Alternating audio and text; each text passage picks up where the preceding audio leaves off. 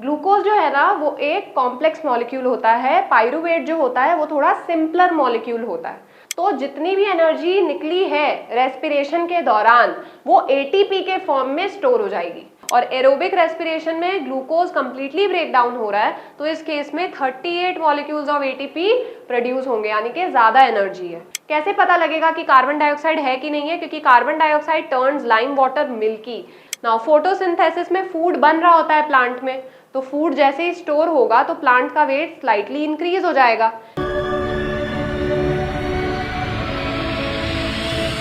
Hello everyone, this is me Shruti, और science teacher from Adonomics classes. And आज का video ना ही क्लास 10 आईसीएसई स्टूडेंट्स के लिए है, ना ही क्लास 10 सीबीएसई के लिए।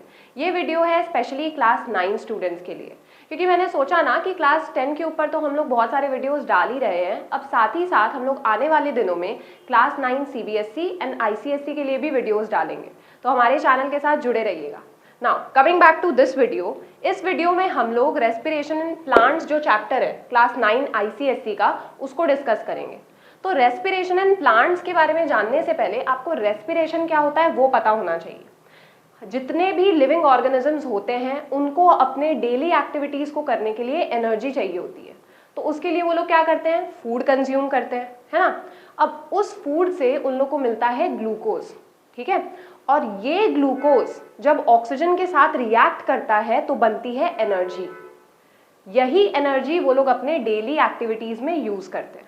तो ये जो एनर्जी निकालने का जो प्रोसेस है ना, जो लिविंग ऑर्गेनिजम्स में होता है, ठीक है, इसी प्रोसेस को बोलते हैं रेस्पिरेशन। तो हम लोग सारे लिविंग ऑर्गेनिजम्स के बारे में नहीं डिस्कस करेंगे इस वीडियो में, हम लोग डिस्कस करेंगे रेस्पिरेशन इन प्लांट्स के बारे में। तो चलिए डेफिनेशन पे ध्यान देते हैं। अब सबसे पहले क्या है, what is respiration? The process by which living cells in plants and all other organisms break down glucose to release energy। तो सबसे पहले ही आपको पता लग गया कि यहाँ पे होता क्या है, जो फूड से हमें ग्लूकोज मिलता है ना, उसको ब्रेक डाउन किया जाता है ताकि उससे एनर्जी निकाली जा सके। यही एनर्जी हम लोग डेली एक्टिविटीज में यूज करते हैं। It is required for various metabolic activities. अब मेटाबॉलिक एक्टिविटीज से आपको क्या समझ में आता है? जितनी भी एक्टिविटीज जो लिविंग ऑर्गेनिजम्स में होती है जिसके वजह से वो जिंदा रह पाते हैं, उसको बोलते हैं मेटाबॉलिक एक्टिविटीज। जैसे कि हम लोग खाना खाते हैं, उससे हम लोग को एनर्जी मिलती है, ठीक है। जो एक्सेस फूड होता है वो हमारे बॉडी में स्टोर हो जाता है, जो वेस्ट होता है वो हमारी बॉडी से निकल जाता है। तो ये सब क्या है? मेटाबॉलिक एक्टिविटीज के कैटेगरी में आता है। तो इन सभी मेटाबॉलिक एक्टिविटीज को करने के लिए हमें चाहिए होती है एनर्जी, जो हमें किससे मिलेगा? ग्लूकोज से मिलेगा। और इस पूरे प्रोसेस को क्या बोलते हैं? रेस्पिरेशन, जिससे एनर्जी निकलती है। Along with carbon dioxide and water, तो दो और चीजें फॉर्म होती है जो हमारे काम की नहीं है और वो हमारे बॉडी से बाहर निकल जाती है। वो क्या है? Carbon dioxide and water. तो इसका केमिकल इक्वेशन क्या बनेगा कि ग्लूकोज और ऑक्सीजन रिएक्ट करके क्या तीन चीज फॉर्म कर रहे हैं? Carbon dioxide, water vapour and energy. तो carbon dioxide and water vapour तो हम लोग एक्सहेल कर देते हैं जब भी सांस अंदर लेते हैं, ठीक है। तो क्या अंदर जाता है? ऑक्सीजन। जब भी सांस बाहर करते हैं तो क्या बाहर आता है? Carbon dioxide and water vapour. हल्का सा अगर आप ऐसे ब्रीद आउट करोगे ना, तो थोड़े टाइम बाद ये वाला जो पोर्शन होगा वो थोड़ा नम हो जाएगा, थोड़ा मॉइस्ट हो जाएगा। तो क्यों होता है? क्योंकि वहां पे वाटर वेपर एक्यूमुलेट हो जाता है, ठीक है। अब एनर्जी जो मिल रही है वो हम लोग डेली एक्टिविटीज में यूज कर लेते हैं। तो ये जो ब्रेक डाउन होता है ना ग्लूकोज का, ये कोई सिंपल प्रोसेस नहीं है, ये दो फेजेस में होता है। तो दो फेजेस का नाम क्या है? ग्लाइकोलाइसिस, ठीक है, और दूसरा क्या है? Krebs cycle. तो glucose is not broken down in a single step but in a series of chemical steps, ठीक है। तो सबसे पहले क्या होता है ग्लूकोज का? ग्लाइकोलाइसिस होता है। ग्लूकोज को किस में कन्वर्ट कर दिया जाएगा? पायरूवेट में कन्वर्ट कर दिया जाएगा। ग्लूकोज जो है ना वो एक कॉम्प्लेक्स मॉलिक्यूल होता है, पायरूवेट जो होता है वो थोड़ा सिंपलर मॉलिक्यूल होता है। तो जो कॉम्प्लेक्स मॉलिक्यूल ग्लूकोज है उसको हम लोग सिंपल फॉर्म में ब्रेक कर देते हैं ताकि आगे उसको और ब्रेक डाउन करना आसान हो जाए, ठीक है। तो ग्लूकोज को सबसे पहले किस में कन्वर्ट कर दिया जाता है? पायरूवेट में कन्वर्ट कर दिया जाता है। ये सेल के साइटोप्लाज्म में होता है। अब सेल का साइटोप्लाज्म यहाँ पे कहाँ से आ गया? हमारे बॉडी की या कोई भी लिविंग ऑर्गेनिज्म है उसके बॉडी का हर एक सेल रेस्पिरेशन कर रहा होता है।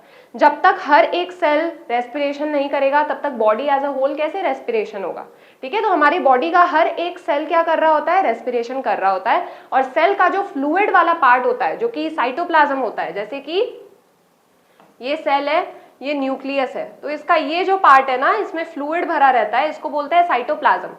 तो यहीं पे ग्लाइकोलाइसिस होता है, यानी कि ग्लूकोज को पाइरुवेट में कन्वर्ट कर दिया जाता है। अब नेक्स्ट स्टेप क्या है, क्रेब्स साइकिल।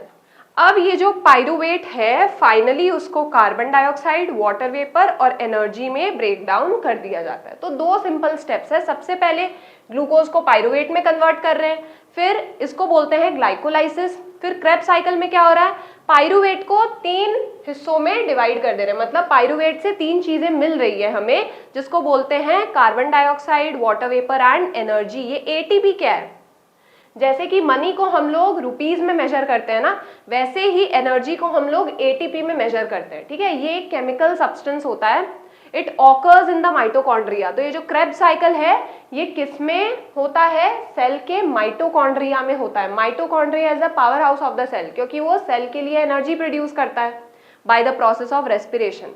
तो ये क्या चल रहा है, अभी रेस्पिरेशन चल रहा है ना, तो ये जो क्रेब्स साइकिल है वो माइटोकॉन्ड्रिया में होता है एंड फाइनली एनर्जी रिलीज होती है। तो each breakdown step is due to a particular enzyme. बिना एंजाइम के, बिना कैटलिस्ट के ये रिएक्शंस नहीं हो सकते। एंजाइम्स क्या होते हैं, एंजाइम्स कैटलिस्ट होते हैं जो इन रिएक्शंस को फास्ट करते हैं, ठीक है, फास्ट बना देते हैं। The energy liberated from glucose is converted into a chemical energy in the form of ATP। तो ये जो एनर्जी रिलीज होती है वो ATP के फॉर्म में स्टोर हो जाती है, ठीक है। ATP का फुल फॉर्म क्या है, एडेनोसाइन ट्राइफॉस्फेट। अब एनर्जी करेंसी ऑफ सेल, इसी का नाम है एटीपी, जो कि है adenosine triphosphate. It is a chemical substance called adenosine triphosphate which stores the energy liberated during respiration. It is the immediate source of energy for all life processes. It is called the energy currency of the cell. तो जितनी भी energy निकली है respiration के दौरान वो ATP के form में स्टोर हो जाएगी, और जब बॉडी को ये स्टोर्ड एनर्जी रिलीज करना पड़ेगा, मतलब कि यूज करना पड़ेगा, तब ये एटीपी वापस से एडीपी में कन्वर्ट हो जाएगा, ठीक है। तो एटीपी से एडीपी साइकिल, इसको बोलते क्या है, ये होता क्या है, when energy in the form of ATP is used, it is converted to ADP। अगर बॉडी को एनर्जी यूज करनी है तो वो एटीपी के फॉर्म में यूज नहीं कर सकता, वो एनर्जी स्टोर कर सकता है एटीपी के फॉर्म में पर यूज नहीं कर सकता। तो अगर यूज करना है तो एटीपी किस में कन्वर्ट हो जाएगा, एडीपी में कन्वर्ट हो जाएगा, which is called adenosine diphosphate, ना कि triphosphate. When more energy is available, ADP is converted back to ATP by adding a phosphate group। एक और phosphate ऐड कर देंगे तो वो डाइफॉस्फेट क्या हो जाएगा, ट्राइफॉस्फेट हो जाएगा, है ना। तो अब ये क्यों होता है, जब एनर्जी यूज करनी थी तो स्टोर्ड एटीपी को एडीपी में कन्वर्ट कर लिया। अब जब एनर्जी सफिशिएंट है, और नहीं चाहिए, ठीक है, तो वापस से जो एक्सेस एडीपी है वो वापस से स्टोर हो जाएगा एटीपी के फॉर्म में। कैसे, by adding a phosphate group. ये डाइफॉस्फेट है, मतलब इसमें 2 फॉस्फेट है, ठीक है। अब इसमें एक और फॉस्फेट ग्रुप ऐड कर देंगे तो वो ट्राइफॉस्फेट हो जाएगा, ठीक है, और वो एटीपी बन जाएगा वापस से। The complete oxidation of 1 molecule of glucose yields 38 molecules of ATP. तो एक मॉलिक्यूल ऑफ ग्लूकोज से कितने मॉलिक्यूल्स ऑफ एटीपी जनरेट होते हैं, 38 मॉलिक्यूल्स ऑफ एटीपी। अब टाइप्स ऑफ प्रोसेस में 2 तरह के प्रोसेस आते हैं, एक होता है एनाबॉलिक प्रोसेस, दूसरा होता है catabolic process. Anabolic process constructive process होता है, ये एनर्जी कंज्यूम करता है, ठीक है, कुछ बनाने के लिए। तो ये एनर्जी कंज्यूम करता है, जैसे कि फोटोसिंथेसिस, ठीक है। तो फोटोसिंथेसिस में क्या है, एनर्जी कंज्यूम कर रहा है ना, सोलर एनर्जी कंज्यूम करके ग्लूकोज बना रहा है। तो photosynthesis is a constructive process, anabolic process. अब कैटाबॉलिक प्रोसेस क्या होता है, जो एनर्जी रिलीज करता है, कंज्यूम नहीं करता, ये क्या करेगा, एनर्जी रिलीज करेगा, ठीक है। So it is a destructive process, जैसे कि रेस्पिरेशन। रेस्पिरेशन में क्या हो रहा है, जो बना बनाया ग्लूकोज है उसको ऑक्सीजन के साथ रिएक्ट करवा के ब्रेक डाउन कर रहे हैं ना, डिस्ट्रॉय कर रहे हैं, तो it is a destructive process और इससे एनर्जी रिलीज हो रहा है, ठीक है। तो एनाबॉलिक प्रोसेस में एनर्जी कंज्यूम होता है, कैटाबॉलिक प्रोसेस में एनर्जी रिलीज हो जाता है। Now gives out energy for use by the organism. Now respiration is a catabolic process of releasing energy from simple sugar glucose. तो ये एनर्जी किससे निकलता है, ग्लूकोज से। अब difference between respiration and burning ये है क्या?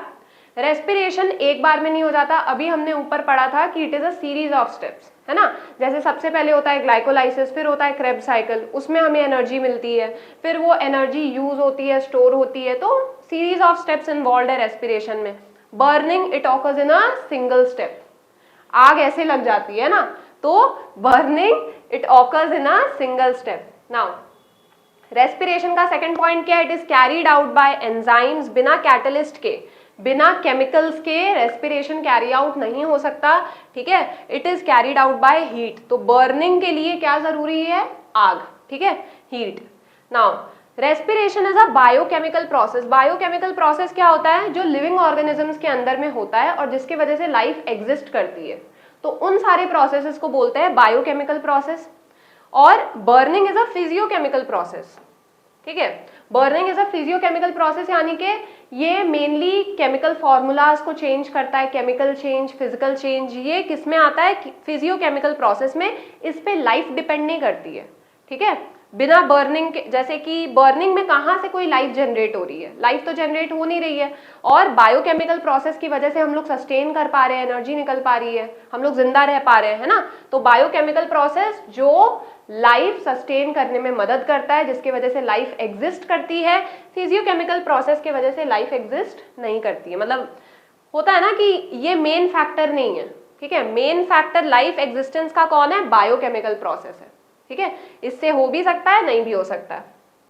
फिर energy liberated as ATP and some heat, तो energy is liberated in the form of ATP and some heat energy. All the energy liberated as heat and light energy, तो burning के दौरान heat produce होती है, light produce होती है।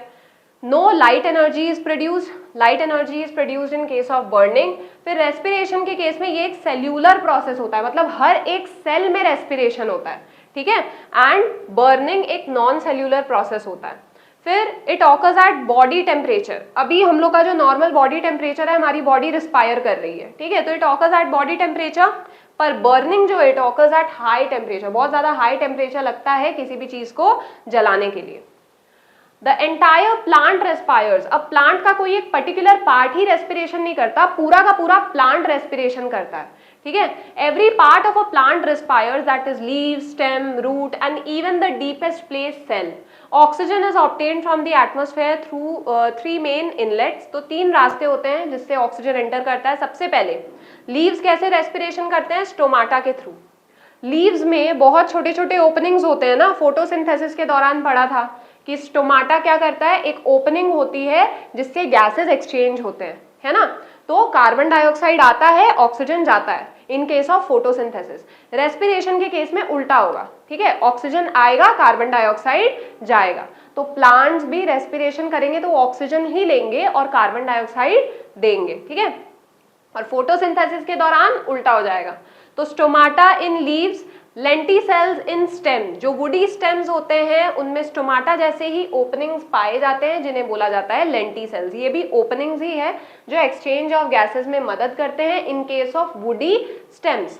फिर general surface of the roots, तो roots का जो आउटर स्किन होता है ना वो बहुत ही पतला होता है, जो रूट हेयर का जो स्किन होता है वो बहुत ही पतला होता है, तो उसके आसपास गैसियस एक्सचेंज, मतलब उसके आर पार गैसियस एक्सचेंज हो सकता है, तो कोई ओपनिंग की जरूरत नहीं होती है, वो सेमी परमिएबल होता है रूट का जो स्किन होता है, ठीक है।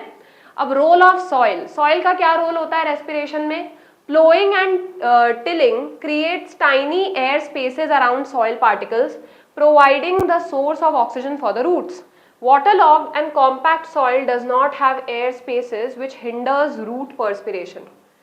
तो किसी को भी अगर फार्मिंग करनी होती है तो आपने देखा होगा कि वो लोग पहले पूरे फील्ड को प्लो कर लेते हैं। प्लो करना यानी कि यूजुअली वो लोग कैटल को वहां पे चलवाते हैं। तो कैटल जब वहां पे चलता है या गाय या भैंस जो भी चलती है तो उसकी वजह से सॉइल पूरा क्रम्बल हो जाता है, मतलब सॉइल में बहुत सारे होल्स हो जाते हैं जिसके आर पार हवा जा सके, सॉइल एरेबल हो जाता है, ठीक है, it becomes rich in oxygen. पर यही अगर कॉम्पैक्ट सॉइल है, ठसा हुआ सॉइल है और या वाटर लॉक्ड है, ठीक है, पानी जमा हुआ है, तो फिर ऑक्सीजन आर पार नहीं जा पाएगा सॉइल के एंड वो प्लांट को एक प्रॉपर एनवायरनमेंट नहीं दे पाएगा रेस्पिरेशन के लिए, ठीक है। इसीलिए प्लोइंग और टिलिंग करना बहुत इंपॉर्टेंट होता है क्रॉप्स उगाने से पहले। अब गैस एक्सचेंज इन लीव्स, तो लीव्स में गैसियस एक्सचेंज कैसे होता है, डे टाइम में क्या होता है और नाइट टाइम में क्या होता है। तो डे टाइम में होता है मेजरली फोटोसिंथेसिस, क्योंकि सनलाइट दिन में ही निकलती है ना, तो फोटोसिंथेसिस डे में ही हो सकता है, रात के वक्त फोटोसिंथेसिस नहीं होगा।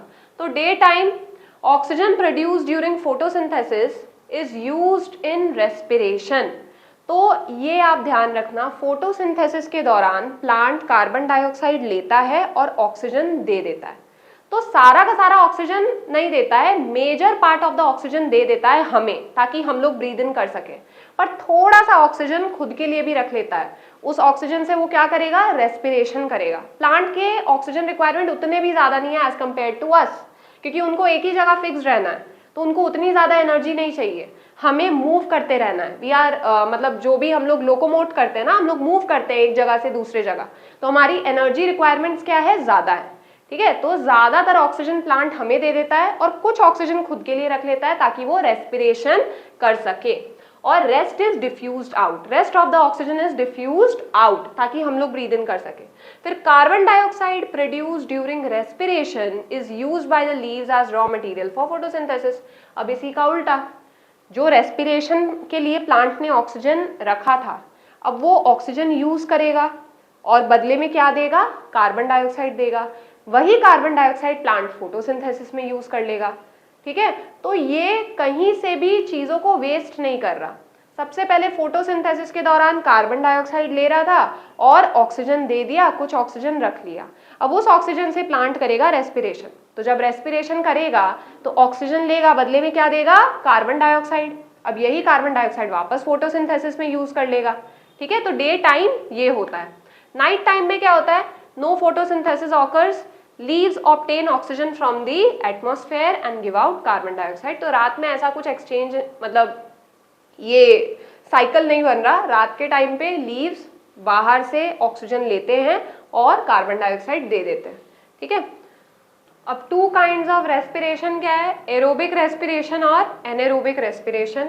एरोबिक रेस्पिरेशन के केस में ऑक्सीजन की सप्लाई होती है, ठीक है, ऑक्सीजन की सप्लाई बहुत ज़्यादा होती है।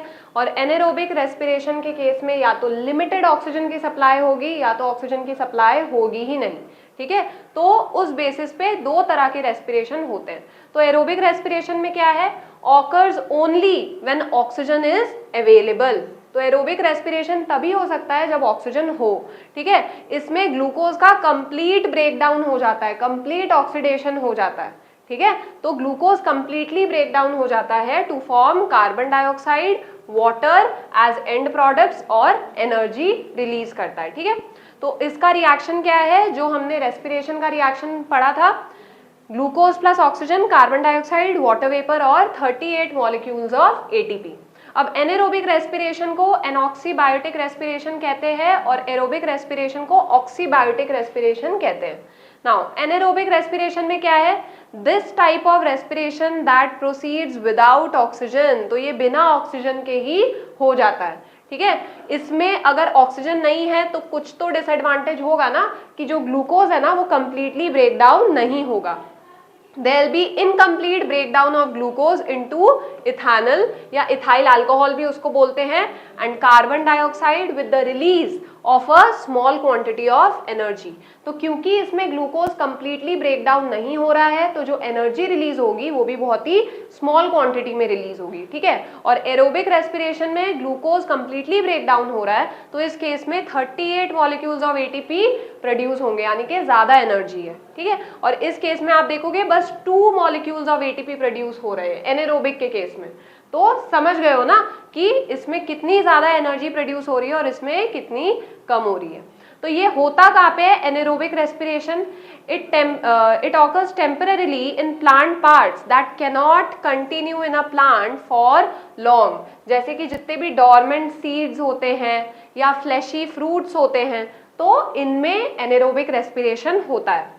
अब माइक्रोस्कोपिक ऑर्गेनिजम्स भी है, जैसे बैक्टीरिया है, फंजाई है, ठीक है, जिसमें एनेरोबिक रेस्पिरेशन होता है। जैसे कि एग्जाम्पल है यीस्ट। अब डिफरेंस क्या है एरोबिक और एनेरोबिक में, तो सबसे पहले तो जो ऑक्सीजन रिक्वायरमेंट था, एरोबिक रेस्पिरेशन में ऑक्सीजन होता है प्रेजेंट। एनारोबिक रेस्पिरेशन में ऑक्सीजन प्रेजेंट नहीं होता है। एरोबिक में ग्लूकोज का कंप्लीट ब्रेकडाउन हो जाता है, एनारोबिक में ग्लूकोज का इनकम्प्लीट ब्रेकडाउन होता है। एरोबिक में एनर्जी बहुत ज़्यादा प्रोड्यूस होती है, एनारोबिक में कम प्रोड्यूस होती है। एंड प्रोडक्ट्स क्या है? Carbon dioxide and water. इसके एंड प्रोडक्ट्स क्या है? Ethyl alcohol and carbon dioxide. ठीक है। Occurs normally through out life, ये पूरे लाइफ चलता है रेस्पिरेशन, ठीक है, और occurs temporarily for short periods. तो प्लांट के केस में एनारोबिक रेस्पिरेशन बहुत ही शॉर्ट पीरियड मतलब के लिए चलता है, ठीक है, मतलब थ्रू आउट लाइफ वो नहीं चलता है, शॉर्ट पीरियड तक चल सकता है। क्लियर है? जैसे डॉर्मेंट सीड के केस में, डॉर्मेंट सीड्स यानी कि इनएक्टिव सीड्स, सोए हुए जो रहते हैं, ठीक है, तो उन केस में क्या होता है कि एनारोबिक रेस्पिरेशन थोड़े देर तक चलता है, कुछ पीरियड तक चलता है। अब आते हैं एक्सपेरिमेंट्स के ऊपर, ठीक है, ये बहुत ही इंपॉर्टेंट एक्सपेरिमेंट्स है, एग्जाम में क्वेश्चंस आ सकते हैं कि इस एक्सपेरिमेंट का एम बताओ, ऑब्जर्वेशन बताओ या कंक्लूजन बताओ, ठीक है, तो आपको ये एक्सपेरिमेंट्स पता होने चाहिए। तो सबसे पहले क्या है, सेटअप पे ध्यान देंगे। 2 flasks A and B are used. अब इसका मोटिव क्या है? To prove that oxygen is used in respiration. ये प्रूव करना है कि रेस्पिरेशन के दौरान ऑक्सीजन लगता ही लगता है, ठीक है। So 2 flask A and B are used. Flask A जो हमारा एक्सपेरिमेंटल सेटअप है, फ्लास्क B क्या है? कंट्रोल सेटअप है। तो हम लोग कंट्रोल सेटअप क्या होता है कि एक्सपेरिमेंटल सेटअप जिसको सारे कंडीशंस मिल रहे हैं, कंट्रोल सेटअप जिसको कुछ कुछ कंडीशंस नहीं मिल रहे होते हैं, ताकि फिर हम लोग कंपेयर कर सके, ठीक है। तो यहाँ पे फ्लास्क हमारा क्या है? एक्सपेरिमेंटल सेटअप है। It contains germinating seeds. तो फ्लास्क ए में क्या है? लिविंग बीन्स है, ठीक है, जो सीड्स होते हैं। फिर फ्लास्क बी क्या है? Contains dead boiled seeds treated with antiseptic to prevent bacterial decay. तो फ्लास्क बी में डेड सीड्स है, डेड बीन्स है और एंटीसेप्टिक डाला हुआ है ताकि बैक्टीरियल डीके ना हो, ठीक है, बैक्टीरिया उन सीड्स को डिकम्पोज ना कर दे। तो ये दोनों फ्लास्क है, ये पूरा सेटअप है, ठीक है। ऑब्जर्वेशन क्या है?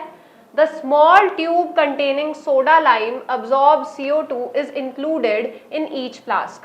तो दोनों ही फ्लास्क में हमने सोडा लाइम का ट्यूब डाल दिया, ठीक है। सोडा लाइम क्या करता है? CO2 को अब्सॉर्ब कर लेता है। अगर इस फ्लास्क में, दोनों ही फ्लास्क में कोई भी CO2 होगा ना, तो सोडा लाइम क्या करेगा? उसको अब्सॉर्ब कर लेगा ताकि कोई भी CO2 बचे ना।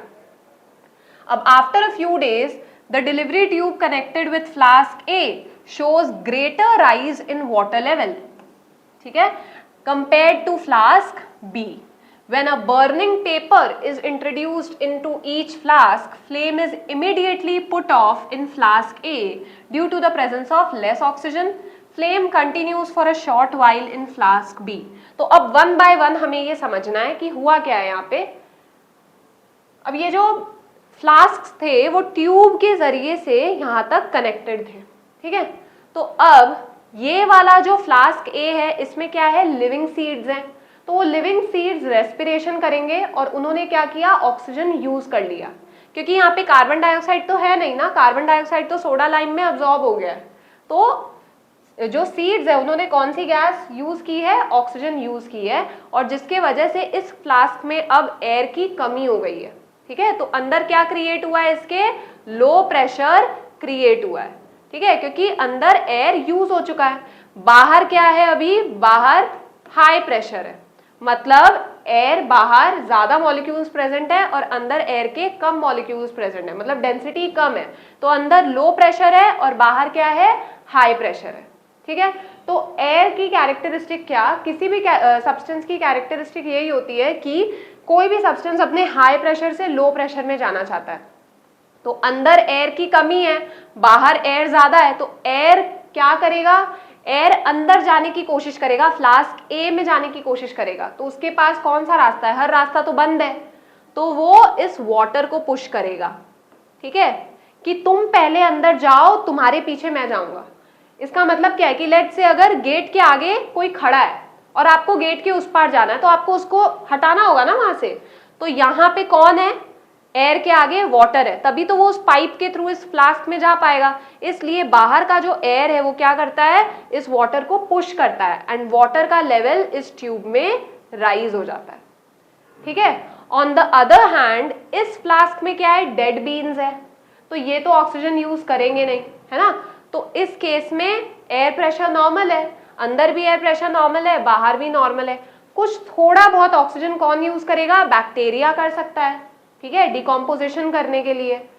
किसका डिकम्पोजिशन, इन डेड बीन्स का डिकम्पोजिशन करने के लिए। तो बहुत ही negligible amount of oxygen use होगा, इसलिए जो वाटर लेवल है एकदम हल्का सा राइज होगा इसके केस में, ठीक है। इसके केस में बहुत ज्यादा यूज हुआ है तो बहुत ज्यादा वाटर लेवल राइज होगा, इसके केस में हल्का सा ऑक्सीजन यूज हुआ है तो थोड़ा सा वाटर लेवल राइज होगा। अब ये तो था पहला ऑब्जर्वेशन कि वाटर लेवल इसके केस में ज्यादा था, इसके केस में वाटर लेवल कम था, ठीक है। अब दूसरा ऑब्जर्वेशन क्या है, जब हमने एक माचिस को इस फ्लास्क में डाला तो वो माचिस तुरंत बुझ गया, क्योंकि इसमें ऑक्सीजन की कमी है। जहां ऑक्सीजन की कमी होती है वहां आग नहीं लग सकती, तो इस फ्लास्क में माचिस बुझ जाता है। ऑन द अदर हैंड इसमें ऑक्सीजन है, क्योंकि किसी ने यूज ही नहीं किया ना ऑक्सीजन, फ्लास्क बी में ऑक्सीजन है, तो इस केस में क्या होगा, माचिस जलेगा। तो ये सेकंड ऑब्जर्वेशन है, ठीक है। इससे प्रूव होता है कि जो लिविंग सीड्स है वो रेस्पिरेशन कर रहे हैं और वो ऑक्सीजन यूज कर रहे हैं, ठीक है, और जो डेड सीड्स है वो रेस्पिरेशन नहीं कर रहे, जिसकी वजह से वो ऑक्सीजन भी यूज नहीं कर रहे। तो कंक्लूजन इससे यही निकलता है, oxygen was used up by the germinating seeds in flask A, proving that oxygen is necessary for respiration. The rise in water level also indicates a volume decrease in the air in flask A because oxygen is consumed. तो ये हमने पहले ही समझ लिया है। अब second experiment क्या है, to prove that carbon dioxide is produced during respiration, यानी कि रेस्पिरेशन का एंड प्रोडक्ट में कार्बन डाइऑक्साइड प्रोड्यूस होता है, तो इसको प्रूव करना है। तो सबसे पहले to show that living plant material that is germinating seeds release carbon dioxide. तो सबसे पहले हमें क्या करना है, फ्लास्क ए सेटअप करना है। सेटअप में क्या है, सबसे पहले फ्लास्क ए है, it contains soaked beans on wet cotton wool. तो ये है हमारे पास ए, ठीक है, इसमें क्या है, सोक्ड बीन्स है और वो वेट कॉटन वूल के ऊपर रखे हुए हैं, भिगोए हुए जो बीन्स होते हैं। फ्लास्क बी में क्या है, contains an equal number of dead beans on wet cotton wool. तो ये जो सेकंड वाला कंटेनर है इसमें डेड सीड्स रखे हुए हैं, डेड बीन्स रखे हुए हैं, treated with antiseptic. Again antiseptic क्यों यूज किया गया है, क्वेश्चन आ सकता है कि why is antiseptic used in this experiment. तो टू प्रिवेंट बैक्टीरियल डीके, ताकि बैक्टीरिया इन सीड्स को सड़ा ना दे। Now both the flasks are connected to a test tube containing lime water. तो दोनों ही फ्लास्क जो है वो एक टेस्ट ट्यूब से कनेक्ट कर दिए जाते हैं, ठीक है। यहाँ पे है टेस्टिंग फॉर CO2, तो दोनों फ्लास्क को क्या किया जाता है, ऐसे कनेक्ट किया जाता है लाइम वाटर के टेस्ट ट्यूब के साथ। तो इससे इस वाले में क्या होगा, जो लिविंग सीड्स है वो रेस्पिरेशन करेंगे और कार्बन डाइऑक्साइड प्रोड्यूस करेंगे, ठीक है। हम लोग यही अज्यूम कर रहे हैं क्योंकि हमने पढ़ा है इतना देर। अब सेकेंड वाले में क्या है, डेड बीन्स है, तो ये रेस्पिरेशन भी नहीं करेंगे, कार्बन डाइऑक्साइड भी प्रोड्यूस नहीं करेंगे। तो ऑब्जर्वेशन में क्या आएगा कि जब हमने इस वाले को इसके साथ कनेक्ट किया तो इसने लाइम वाटर को मिल्की टर्न कर दिया, which is a test for carbon dioxide. कैसे पता लगेगा कि कार्बन डाइऑक्साइड है कि नहीं है, क्योंकि carbon dioxide turns lime water milky, एकदम होता है ना, मिल्की कलर हो जाता है लाइम वाटर का जब भी लाइम वाटर कार्बन डाइऑक्साइड के कांटेक्ट में आता है, ठीक है। तो फर्स्ट वाले ने लाइम वाटर को मिल्की कर दिया, सेकंड वाला लाइम वाटर को मिल्की नहीं कर पाया, तो इट इज अ प्रूफ कि इसने CO2 प्रोड्यूस किया है लिविंग बीन्स ने, और डेड बीन्स ने CO2 प्रोड्यूस नहीं किया है। तो प्रोसीजर क्या है, after a few days seeds in A germinate and the gases in each flask are tested by removing the cork, tilting the flask and shaking the test tube containing lime water into the flask. Observation क्या है, lime water in flask A turns milky which shows the presence of CO2 and lime water in the tube from flask B shows no effect। तो flask B के साथ कोई भी effect देखने को नहीं मिलता है। कंक्लूजन क्या है, जर्मिनेटिंग सीड्स इन फ्लास्क ए gave out CO2 during respiration. अब एक ऑल्टरनेट मेथड भी है जिसमें बहुत सारे कंटेनर्स एक के साथ एक रखे हुए हैं, ठीक है। इसमें भी हम लोग यही शो करते हैं कि CO2 is produced during respiration. Now तो to show CO2 is produced during respiration using a continuous setup. तो सेटअप में क्या है, air is drawn through 4 bottles. Now bottle A contains KOH solution dissolves CO2 present in the air। तो bottle A में क्या है, KOH solution है, KOH यानी कि potassium hydroxide solution. Potassium hydroxide क्या करता है, जितना भी एयर में CO2 प्रेजेंट है, एयर में जितना भी कार्बन डाइऑक्साइड प्रेजेंट है उसको डिसॉल्व कर लेगा।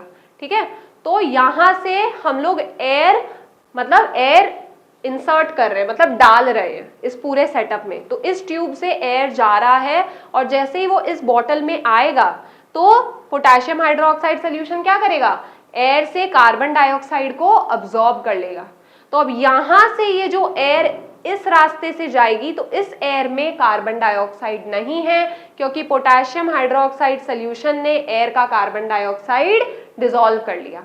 और अब जो एयर इस वाले बॉटल बी में जा रही है उसमें कार्बन डाइऑक्साइड नहीं है, जिसकी वजह से लाइम वाटर मिल्की नहीं हुआ और फिर वो एयर बी से सी में गई जर्मिनेटिंग सीड्स के पास। अब यहां से मेन ट्विस्ट है, जर्मिनेटिंग सीड्स क्या करते हैं, एयर में ऑक्सीजन तो है ही, कार्बन डाइऑक्साइड यहाँ पे अब्सॉर्ब हो गया, इस एयर में ऑक्सीजन तो है ही, तो जर्मिनेटिंग सीड्स क्या करेंगे, ऑक्सीजन को यूज कर लेंगे और बदले में क्या देंगे, कार्बन डाइऑक्साइड। और जब ये कार्बन डाइऑक्साइड वाली एयर इस बॉटल में जाएगी तो it will turn lime water milky, जो कि प्रूफ है कि एयर में कार्बन डाइऑक्साइड थी, जिसके वजह से यहाँ पे लाइम वाटर मिल्की हो गया। तो कहाँ से आया कार्बन डाइऑक्साइड, हमने तो यहाँ पे पोटेशियम हाइड्रोक्साइड सोल्यूशन के मदद से कार्बन डाइऑक्साइड अब्सॉर्ब करवा लिया था। तो अल्टीमेटली जो जर्मिनेटिंग सीड्स है इसी ने रेस्पिरेशन के दौरान कार्बन डाइऑक्साइड रिलीज किया, जिसके वजह से लाइम वाटर मिल्की हो गया। ठीक है, so this proves that carbon dioxide is produced during respiration. अब थर्ड एक्सपेरिमेंट क्या है, experiment to prove that carbon dioxide is produced by green plants during respiration. एक और वही एक्सपेरिमेंट है। ठीक है, अब इसमें होता क्या है, इसका ऑब्जेक्टिव वही है। अब apparatus is set up using a small potted plant and it is sealed. Air pump draws outside air through the system. Soda lime absorbs any carbon dioxide present in the incoming air. तो questions आ सकते हैं, antiseptic क्यों use किया जाता है, soda lime क्यों use किया जा रहा है, पोटेशियम हाइड्रोक्साइड सोल्यूशन क्यों यूज किया जा रहा है, ये सब क्वेश्चंस पूछे जा सकते हैं। ठीक है ना, तो पहला क्या है, ये है यहाँ पे दो फ्लास्क है। ठीक है, इस वाले में भी लाइम वाटर है, इस वाले में भी लाइम वाटर है। ठीक है, अब यहां से है एयर सक्शन पंप, ये है एयर सक्शन पंप जो एयर को बाहर निकालने की कोशिश करता है और यहाँ से एयर एंटर हो रही है। ठीक है, जब यहाँ से एयर बाहर निकलेगी तभी यहीं से एयर एंटर होगी ना, यहाँ से एयर बाहर जा रहा है, यहाँ से एयर अंदर आ रहा है। ठीक है, तो यहाँ पे जब एयर एंटर होगी तो सोडा लाइम यहीं पे प्रेजेंट है। सोडा लाइम क्या करेगा, इस एयर से कार्बन डाइऑक्साइड को एब्जॉर्ब कर लेगा। सोडा लाइम एयर से कार्बन डाइऑक्साइड को अब्सॉर्ब कर लेगा। तो अब जो एयर इस फ्लास्क में जा रही है उसमें कार्बन डाइऑक्साइड नहीं है, जिसकी वजह से वो लाइम वाटर को मिल्की नहीं करेगी। यही एयर, ये जो CO2 फ्री एयर है, इसमें CO2 नहीं है, ये जाता है इस फ्लास्क में। अब ये जो ग्रीन प्लांट है ये क्या करेगा, ऑक्सीजन तो है ना इस एयर में, CO2 नहीं है, ऑक्सीजन है। तो ये ग्रीन प्लांट क्या करेगा, ऑक्सीजन यूज करेगा रेस्पिरेशन के दौरान और क्या प्रोड्यूस करेगा, कार्बन डाइऑक्साइड। तो अब यहां से जो हवा इधर जा रही है इसमें कार्बन डाइऑक्साइड है। अब इसका प्रूफ क्या है, क्योंकि ये एयर जब इस वाले लाइम वाटर में जाती है तो इस वाले लाइम वाटर को मिल्की कर देती है, और अगर लाइम वाटर मिल्की टर्न हो रहा है इसका मतलब कि इस एयर में कार्बन डाइऑक्साइड है। ठीक है, तो कहां से आया, यहां से तो कार्बन डाइऑक्साइड अब्सॉर्ब हो गया था। तो कार्बन डाइऑक्साइड कहां से आया था, प्लांट से आया था, क्योंकि प्लांट ने रेस्पिरेशन किया और ऑक्सीजन यूज किया, बदले में क्या दिया, कार्बन डाइऑक्साइड। ठीक है, अब experiment to show that heat is evolved during respiration. तो सबसे पहले to demonstrate the liberation of heat by respiring seeds. तो यहाँ पे एक एक्सपेरिमेंटल सेटअप है, एक कंट्रोल सेटअप है। एक्सपेरिमेंटल सेटअप में लिविंग सीड्स है, कंट्रोल सेटअप में डेड सीड्स है। तो जो लिविंग सीड्स है वो रेस्पिरेशन करेंगे, डेड सीड्स क्या है, रेस्पिरेशन नहीं करेंगे, है ना। तो जो रेस्पिरेशन कर रहे हैं वो हीट रिलीज कर रहे हैं, क्योंकि जो ATP होता है, ठीक है, उसमें some amount of heat energy भी रिलीज होती है, यानी कि एटीपी तो रिलीज होता ही है रेस्पिरेशन के दौरान, some amount of heat energy भी रिलीज होती है। अगर आप एक्सहेल करोगे तो हमारी बॉडी में भी रेस्पिरेशन हो रही है, आप एक्सहेल करोगे तो जो एयर होगी वो स्लाइटली वार्म होगी, मतलब हीट एनर्जी प्रोड्यूस हो रही है। तो जर्मिनेटिंग सीड्स हीट प्रोड्यूस कर रहे हैं, जिसकी वजह से इसका थर्मामीटर का टेम्परेचर राइज हो गया, पर जो डेड सीड्स है वो हीट प्रोड्यूस नहीं कर रहे हैं, जिसकी वजह से इनका टेम्परेचर उतना राइज नहीं हुआ। तो दिस शोज दैट रेस्पिरेशन के दौरान हीट प्रोड्यूस होती है। अब लास्ट क्या है, experiment to demonstrate anaerobic respiration. तो एनेरोबिक रेस्पिरेशन को समझने के लिए है ये experiment, to show that anaerobic respiration occurs and produces CO2 and a volume decrease और no change in this specific setup. तो सेटअप क्या है, हमें प्रूव क्या करना है कि CO2 रिलीज हो रहा है। तो it contains mercury, test tube contains mercury at the bottom and a layer of oil floating on the mercury to seal the experiment from the atmosphere. तो ये मर्करी है दोनों सेटअप्स में, ठीक है। इसी सेटअप में और कुछ टाइम बाद जब हम लोग ऑब्जर्व करेंगे, यहाँ पे पूरा मर्करी से भरा हुआ है, ठीक है, और यहाँ पे क्या है, सीड्स है। ये पूरा मर्करी से भरा हुआ है और यहाँ पे क्या है, सीड्स है। तो कहीं से भी इन्हें ऑक्सीजन नहीं मिल रहा है, ठीक है, कहीं से भी इन्हें ऑक्सीजन नहीं मिल रहा है, जिसकी वजह से ये क्या करेंगे, एनेरोबिकली रिस्पायर करेंगे, ठीक है। तो 10 soaked and peeled or bean seeds are inserted and pushed down into the mercury until they are completely surrounded by it. तो पूरा मर्करी इन्हें सराउंड कर रहा है, ठीक है, और ये क्या तो इनको ऑक्सीजन नहीं मिल पा रहा। तो अब इसमें होगा क्या procedure, the seeds float to the top and begin respiring anaerobically, क्योंकि इन्हें ऑक्सीजन नहीं मिल रहा है। After about 2 days, the level of the mercury in the test tube will fall. Observation क्या है, the level of the mercury falls due to the production of CO2 gas displacing the mercury. तो यहाँ पे हो क्या रहा है, ये सीड्स एनेरोबिक रेस्पिरेशन करेंगे और एनेरोबिक रेस्पिरेशन के दौरान कार्बन डाइऑक्साइड गैस रिलीज होती है। तो ये रही कार्बन डाइऑक्साइड गैस रिलीज हो रही है, और जैसे जैसे कार्बन डाइऑक्साइड गैस रिलीज होगी वो मरकरी को नीचे पुश करेगी, क्योंकि कार्बन डाइऑक्साइड को भी जगह चाहिए, तो मरकरी को नीचे पुश करेगी। तो बीकर का लेवल स्लाइटली बढ़ जाएगा और टेस्ट ट्यूब का जो मरकरी का लेवल है वो स्लाइटली घट जाएगा। पहले पूरा इतना था ना, अब क्या है, घट गया है, ठीक है। तो क्यों घटा, क्योंकि कार्बन डाइऑक्साइड जो एनेरोबिक रेस्पिरेशन के दौरान प्रोड्यूस हुआ है उसने मरकरी को नीचे पुश किया, ठीक है। तो testing CO2, the collected gas can be tested by introducing a stick of potassium hydroxide into the test tube. KOH will float up through the mercury and absorb the CO2 causing the mercury level to rise again. तो इसको test कैसे कर सकते हैं, potassium hydroxide CO2 gas को absorb कर लेता है, तो हमें क्या करना है, बस इसमें पोटेशियम हाइड्रोक्साइड डालना है। पोटेशियम हाइड्रोक्साइड फ्लोट करके एकदम यहाँ पे टॉप पे चला जाएगा, जो स्टिक है वो एकदम टॉप पे चला जाएगा और वो कार्बन डाइऑक्साइड को अब्जॉर्ब कर लेगा।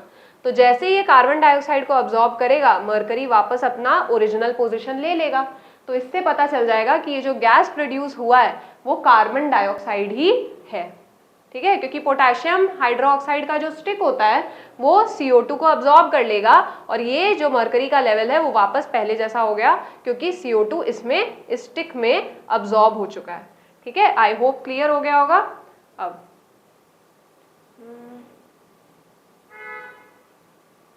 अब difference between photosynthesis and respiration. Photosynthesis occurs only in the presence of chlorophyll, green plants में ही फोटोसिंथेसिस होगा, ठीक है। Respiration occurs in all living cells, चाहे वो ग्रीन हो या नॉन ग्रीन हो।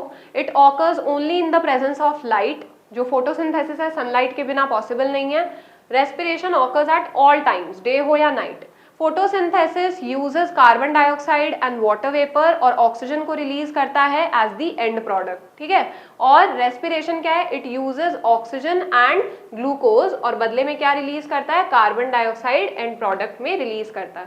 फिर फोटोसिंथेसिस में एनर्जी कन्वर्शन क्या हो रहा है, लाइट एनर्जी को केमिकल एनर्जी में कन्वर्ट कर रहे हैं और वो केमिकल एनर्जी ग्लूकोज के फॉर्म में प्लांट बॉडी में स्टोर हो जा रही है।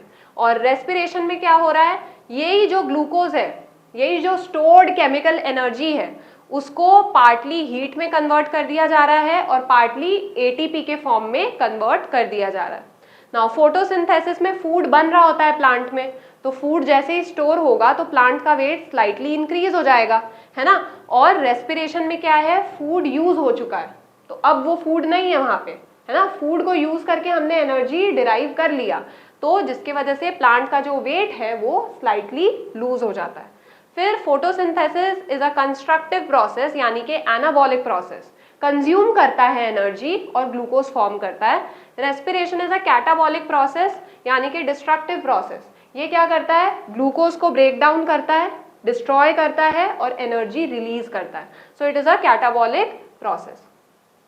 अब रेस्पिरेशन इन प्लांट्स और रेस्पिरेशन इन एनिमल्स के केस में फर्क क्या है, डिफरेंस क्या है। तो सबसे पहला तो गैस ट्रांसपोर्ट, प्लांट्स में कोई गैसियस ट्रांसपोर्ट सिस्टम नहीं है, डायरेक्ट एक्सचेंज ऑफ गैसेस होता है, ठीक है। Gases simply diffuse in and out by cell to cell diffusion, gases एक सेल से दूसरे सेल तक, फिर दूसरे सेल से तीसरे सेल तक, ऐसे ही डिफ्यूजन के थ्रू गैसेस आर पार होते हैं। तो कोई भी ट्रांसपोर्ट सिस्टम नहीं है प्लांट्स के केस में, ठीक है। In animals blood transports respiratory gases, हमारे केस में ब्लड ही तो कैरी करता है ना ऑक्सीजन एंड कार्बन डाइऑक्साइड, तो ब्लड क्या करता है, रेस्पिरेटरी गैसेस हर एक टिश्यू तक, हर एक सेल तक पहुंचाता है इन केस ऑफ एनिमल्स। अब एनारोबिक एंड प्रोडक्ट्स क्या है, अगर प्लांट्स के केस में एनारोबिक रेस्पिरेशन हो रहा है तो one of the end products of anaerobic respiration in plants is ethanol और इथाइल अल्कोहल, और एनिमल्स के केस में होता है लैक्टिक एसिड। तो एनिमल्स के केस में कब हो रहा है एनारोबिक रेस्पिरेशन, जब भी हम लोग बहुत ज़्यादा एक्सरसाइज करते हैं, बहुत ज़्यादा एक्सरसाइज करते हैं तो ऑक्सीजन की कमी होने लग जाती है, हम लोग हाँफते हैं ताकि हम लोग और ऑक्सीजन ले पाए। मसल सेल, जो मसल सेल्स होते हैं वहाँ पे एनफ ऑक्सीजन नहीं पहुँच पा रहा है, तो लिमिटेड ऑक्सीजन में क्या होगा हमारी बॉडी में, एनारोबिक रेस्पिरेशन होगा। जब मसल सेल्स तक ऑक्सीजन नहीं पहुंच पाएगा तब मसल सेल्स में क्या होगा, एनारोबिक रेस्पिरेशन होगा, और तब हमारे मसल सेल्स में लैक्टिक एसिड प्रोड्यूस होता है, जिसकी वजह से हमें क्रैम्प्स आ जाते हैं, ठीक है। तो ये कब होता है, जब हम लोग बहुत एक्सटेंसिवली एक्सरसाइज, मतलब बहुत ही ज्यादा इंटेंसली वर्कआउट करते हैं, ठीक है, तब ऐसा होता है, लैक्टिक एसिड प्रोड्यूस होता है मसल्स में, क्योंकि मसल सेल्स तक इनफ ऑक्सीजन नहीं पहुंच पा रहा है। तो प्लांट्स के केस में एनारोबिक रेस्पिरेशन का एंड प्रोडक्ट क्या है, इथेनॉल है, और एनिमल्स के केस में क्या है, लैक्टिक एसिड है। अब heat production in plants, process produces little heat as compare to animals. तो हमारी बॉडी में रेस्पिरेशन के दौरान ज्यादा हीट प्रोड्यूस होती है एनिमल्स के बॉडी में, और प्लांट्स के बॉडी में हमारे मुकाबले बहुत ही कम हीट प्रोड्यूस होती है। अब लास्ट क्वेश्चन ये है जो बहुत मतलब सुपरस्टिशन फैला हुआ है कि रात के टाइम पे पेड़ के नीचे नहीं सोना चाहिए। अब इसको हम लोग को, इस मिथ को हम लोग को तोड़ना है, ठीक है। अब ऐसा क्यों होता है, why one should not sleep under a tree at night? The increased amount of carbon dioxide released by trees during respiration at night is too little to cause any harm to a sleeping person. तो ये जो scientific reason है वो भी valid नहीं है। बहुत लोग बोलते हैं ना कि रात के टाइम पे नहीं सोना चाहिए क्योंकि भूत वूत नहीं होता है, पर ट्रीज कार्बन डाइऑक्साइड रिलीज करने लगते हैं तो आपको सफोकेशन हो सकती है, पर वो कार्बन डाइऑक्साइड बहुत ही कम अमाउंट का होता है, ठीक है, वो एनफ नहीं है आपको सफोकेट करने के लिए, ठीक है, या नॉशियस फील करवाने के लिए। बस सिंपली इसलिए नहीं सोना चाहिए क्योंकि रात के टाइम पे आपको जंगली जानवर, एनिमल्स, स्नेक्स वगैरह दिखेंगे नहीं, ठीक है, और आपको वो हार्म पहुंचा सकते हैं। The belief that a tree is dangerous at night is merely a superstition. ना ही कोई भूत है, ना ही आपको कार्बन डाइऑक्साइड इनहेल करने की वजह से नौशिया हो जाएगा या मतलब आप डिजी फील करने लगोगे। दूसरा, ये सुपरस्टिशन ब्रेक हो गया कि घोस्ट वगैरह इसमें नहीं है। Often related to other factors like droppings from perching birds or the presence of night active insects और स्नेक्स। तो मेन खतरा खाली जंगली जानवरों का, स्नेक्स का, इंसेक्ट्स का होता है, ना ही आपका घोस्ट वगैरह कुछ होता है। और दूसरा पॉइंट क्या है कि ऐसा भी नहीं होता कि जो ट्रीज रात के टाइम पे कार्बन डाइऑक्साइड जब वो रिलीज करते हैं तो वो कार्बन डाइऑक्साइड बहुत ही स्मॉल अमाउंट में होता है, वो आपको कोई हार्म नहीं पहुंचाएगा, ठीक है। सो यही था आज का हमारा चैप्टर। अगर इसके ऊपर कोई भी डाउट्स हो तो मुझे कमेंट सेक्शन में ज़रूर बताएं, मैं पूरी कोशिश करूंगी आपके सभी डाउट्स को सॉल्व करने की, ठीक है। तो आज का ये जो क्लास है ये तो यहीं पे ख़त्म होता है, मिलते हैं नेक्स्ट वीडियो में।